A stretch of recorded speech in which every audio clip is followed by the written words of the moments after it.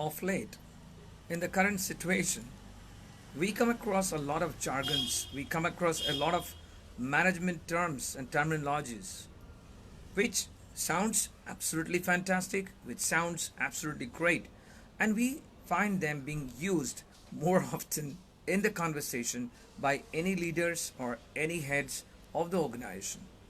One such word, let's talk about it today in the morning session with Morning Vibes and Career Counseling Online. One word which pops up every now and then is brainstorming. Now, brainstorming is a term that we come across so very often when we come across any books, any meetings, or any organizational structure. Brainstorming happens to be one word which is like the world has taken a fascination about. I mean, if there is a new product to be launched, there is brainstorming happening. If there is an operational glitch, there is brainstorming happening. If there is a new market collaboration, brainstorming happening.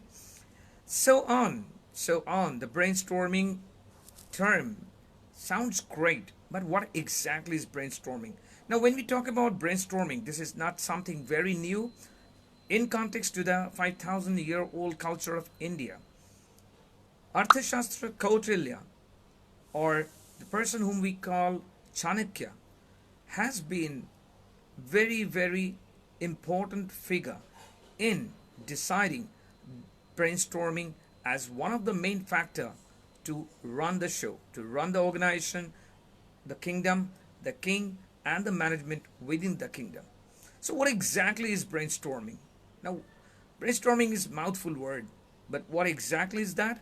No, brainstorming in simple terms means whenever there is an emergency or whenever there is something new, out of box thinking that is required, more people, like more managers, more non-managers, external support, external experts, they all come together, they all put forward their ideas, and the best idea is taken. When brainstorming is done in the right direction, it absolutely creates great results. Great results. But many a times, brainstorming also leads to a lot of confusion because everybody has some points to say and no point do coincide or collide with each other. A collaborative brainstorming yields greater results. Absolutely fantastic results when we're talking in terms of operation. But when everybody is going in their own direction with their own opinions, it's a haywire. It's like opening a Pandora box. Now, when we're talking about brainstorming, let's consider what are the main points. If you are the organizational head, what are the main 4 points, I would rather say, to consider when you are conducting that brainstorming? The first, whenever the situation calls up for a brainstorming, which means that the existing ideas which you have, or the existing resource, or the existing skill sets that you have in the organization is either not aligned or not sufficient to execute the new project, to execute the new collaboration, or execute the production of the new product. A brainstorming is required.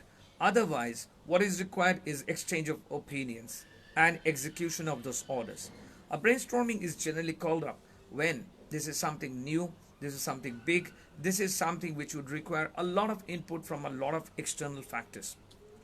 So, first thing is when you're heading that organization or the department, the first thing to do while you're seeking advice or seeking the feedback of your subordinates, the team members, and the organizational members is call for a meeting.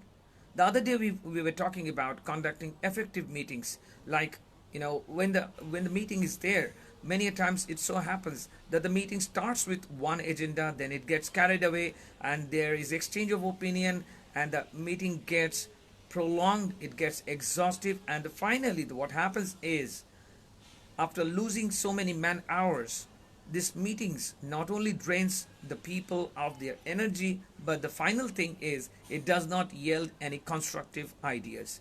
So those kind of meetings are not helpful. Those kind of meetings are actually a two-edged saw, right? Because it is cutting down the time. We did a calculation, okay, like if 10 people are attending your meeting and if the meeting is conducted for 1 hour, that means it's a total 10 hour, like 10 people into 1 hour, 10 man hour loss for an organization. Now, this 10 man hour loss cannot be overcome by the organization. So, when you are working on others' time, when you are incorporating or including others in that meeting, make sure as a meeting organizer that you give the right direction to that meeting. You have the agenda in place and you are asking the right set of questions and aligning the responsibility as decided during the meeting with the to dos and the agenda of the meeting. Because other than that, meetings would be there, exchange of ideas happening, a lot of feedback is there, but nobody takes a note of it, nobody is accountable, and at the day end what happens is just having tea party. Your meeting is not a tea party, your meeting is not the time to have the pizza and the coffee and that gossip.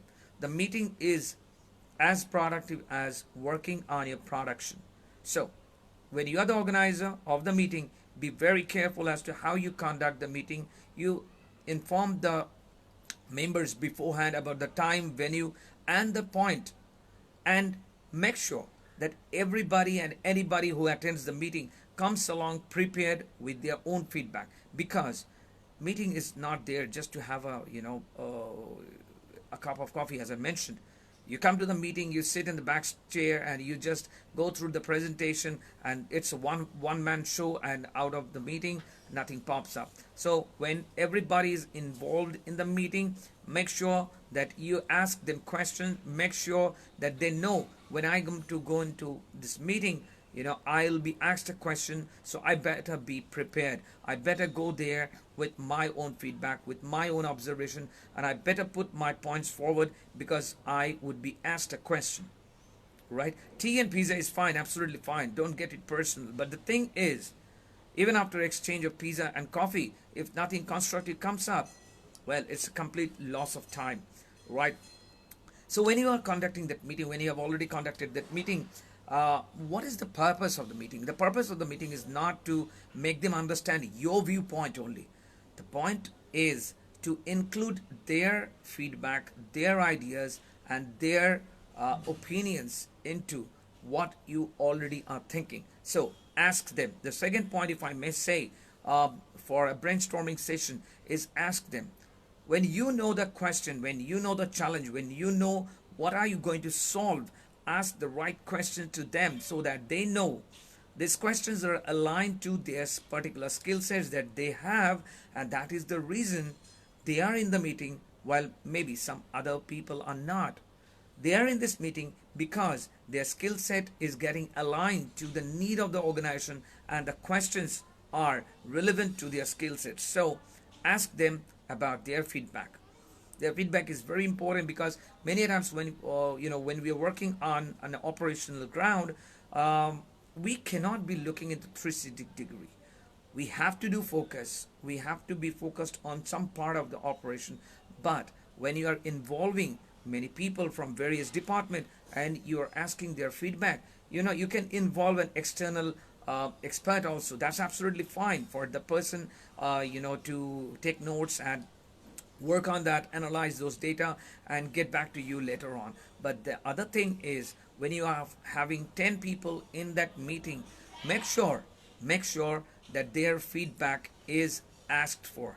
Many times it so happens that a lot of people are left alone in the meeting and they find that, okay, I just have to attend the meeting because I got a mail or I got a call and this is an emergency meeting I have to attend, but it's of no use because ultimately I'll not get any chance to speak up. So that should not be the point. Whenever anybody is attending the meeting for brainstorming, make sure that they are asked a question as to what is your opinion on this and how do you think we can go ahead. Now this question will bring up a lot of ideas which might not be many a times be aligned to the present challenge or the present opinion or the present project. But if you take a note of those notes and suggestion might solve better or other problems which might be popping up during the production or during some different project. So when you ask feedback from every member who's attending the meeting, that's called brainstorming.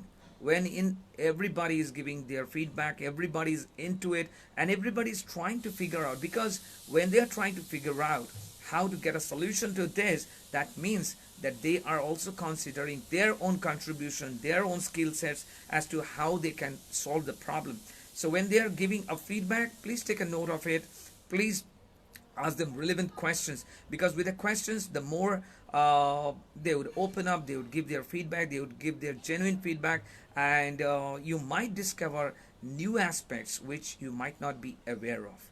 So when you are getting aware of these new aspects, new challenges, you know what are the kind of hurdles that might pop up when you're trying to work on this new project, new collaboration, new market penetration. So be very sure as to ask the relevant questions to people, so that they feel involved, they feel included, and they feel valued, because then they can see their own personal goals overlapping with the organizational goals, and that is a goal that we always say is a SMART goal.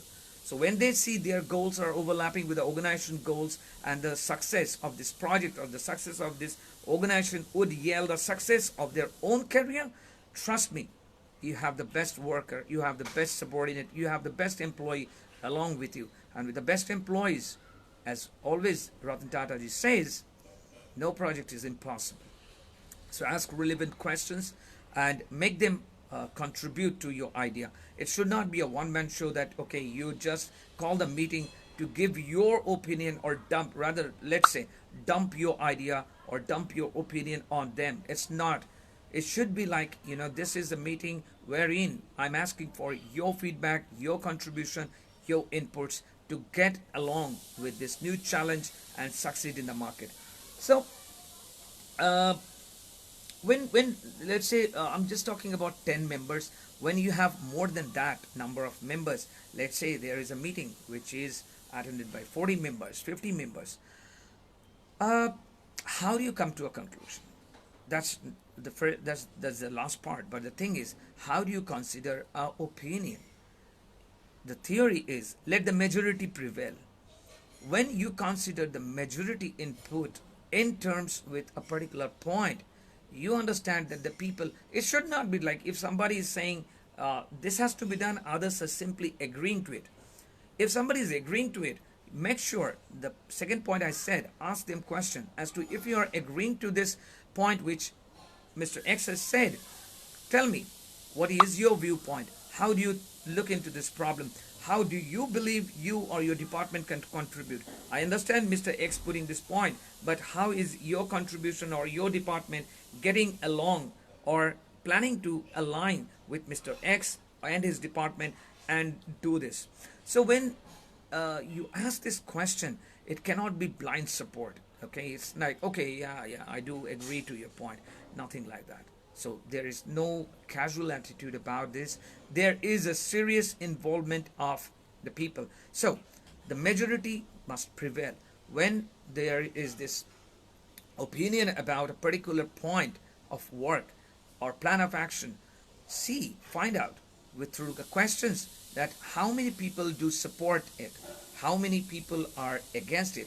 Just because they're against a certain point, and you might be agreeing to the other points, but just because a couple of people, or let's say, many people in the meeting are not agreeing to the point, does not mean that they are wrong. You should agree to disagree. You should not absolutely say, well, that is nonsense. You're not looking into the picture, you're not looking at the big picture. That's ultimate nonsense. What will happen is, once you do that, that particular member in the next meeting would not open up, would not tell their feedback. So the environment should be very open, should be accepting, in the sense like everything is judged, the best decision would prevail.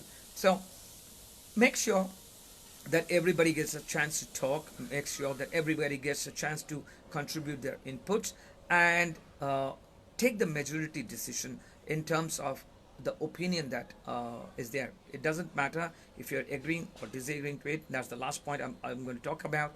But the majority, if they are giving their feedback as per their own skill set, as per their own understanding, and they're explaining as to why they support this. You need to ask, you need to keep a note of it, and you need to work on that later on. Fourth and last point, it's true that the majority opinion has to be taken, majority uh, idea has to be incorporated, has to be included. That's absolutely fine. But when you are running the show, when you are running the department, when you're running the organization as a head, it is always you who's going to decide the final decision. Because just because the majorities are agreeing to a point does not have to be the right point. That reminds me of a very interesting story. I read the founder of Sony, Akiro Mohito, if I'm not wrong about Morito. I'm sorry about that. Akiro Morito, the founder of Sony. It was during those time when Sony was trying to come up to the market with the new VHS tape. Okay, and there was a lot of brainstorming happening about the size of the tape. The VCRs. If people from the 70s, 80s, obviously, even 90s, they remember before even the disc and this digital media came in, there used to be video cassettes, okay, VHS tapes we used to call them. So the founder was frustrated, there were meetings after meetings, there were meetings for months as to deciding the right size of the video tape. And it so happened that after 6 months of absolute brainstorming, technical understanding, technical viewpoint exchange, and everything, nothing was coming to a conclusion. So it so happens, I read this in this book, that Akira Morito was very frustrated. So out of frustration, he literally actually threw a book on the center of the table and said, "That's the size of the video cassette that I want. That's the size of, I don't care. I don't know how you do it technically, how you do it. I don't really care about it because we had enough of this. What I want is the size of the videotape, the VHS tape, to be the size of the book." And if you remember, guys, during those time, in 6 weeks, the new VHS tape came out, the size of a book. So the decision was finally his only. So that's what I'm talking about. Just because the majority is agreeing to a certain point, you absolutely don't have to go by that always. You are the final decision maker because you are leading the organization, and you should consider all the points, you should consider all the parameters, you should consider all the feedbacks. Accordingly, be very sure that you're not being judgmental, but you're taking the final decision. So when you are working on these four grounds, trust me, a brainstorming always would yield great results. Call for a meeting, ask the right questions, take the majority's opinion. Fourth, take the final decision based on the other's opinion and your gut feelings and your understanding of the operation, of the product, of the market. So if you work on those 4 points, well, nothing is 100% foolproof, but I can guarantee you one thing: it will yield better results from the brainstorming sessions, apart from lazing around and procrastination. So brainstorming would yield better results for your department, better results for your organization, and better market for you. So guys, with that note today, it's a Sunday, so guys, stay with your home, stay home with your family, take care of yourself, take care of with your family, have fun, spend some time with them. With this chaos around, it's becoming very difficult for the family members too. So I would urge, I understand you've been working very hard with the work from home option, doubling up your work or tripling rather, but still the family is cut off from the outside world. Their family is cut off from their relatives, their friends, and everybody. So make sure that you spend time, quality time with them. Make sure that you read some good books for yourself, listen to some good music, eat that good food, and spend some good time. So wonderful weekend to you guys. Take care and stay home, stay safe. And as I always end with all the sessions, learn, implement, and evolve. All the best, guys. Take care.